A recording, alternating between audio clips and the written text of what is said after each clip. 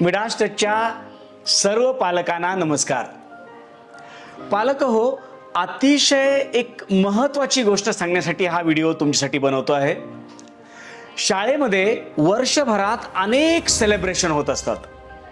बघा ना, pink day celebration, red day celebration, yellow day celebration, असे सगळे डेजचे सेलिब्रेशन होतात.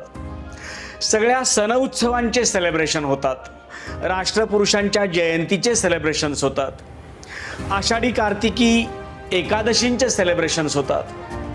असे कितीतरी सेलिब्रेशन्स आपण कंटिन्यू मध्ये करत असतो. विद्यार्थ्यांच्या जन्मतिथीचे सेलिब्रेशन सुद्धा आपण करतो.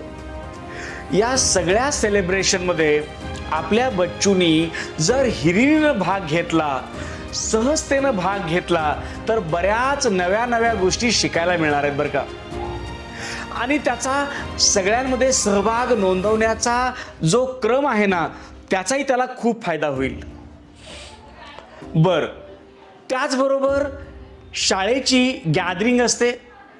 गॅदरिंगमध्ये पण प्रत्येकाने सहभाग नोंदवला पाहिजे. हां, त्यासाठी कॉस्ट्युमची फीस किंवा कोरिओग्राफीची फीस अशा काही नॉर्मल फीस असतात त्याच्यामध्ये. पण पालक हो, विचार करा, आपल्या लहानपणी एवढ्या लहान असताना आपल्या जीवनात असे सेलिब्रेशन आले होते का? नक्कीच नाही. मग जर हे सेलिब्रेशन आपल्या बच्चूसाठी आपण करू शकतो, तर त्याच्यापेक्षा आनंदाची गोष्ट नाही आहे. मला खात्री आहे की यासाठी आई वडील दोघांचाही उत्साह अतिशय महत्त्वाचा आहे. फक्त आईने कितीही उत्साह दाखवला आणि वडिलांनी सांगितलं नाही सेलिब्रेशनमध्ये सहभाग नोंदवायचा, तर माऊली काय करणार? म्हणून दोघांचाही सहभाग अतिशय महत्त्वाचा आहे.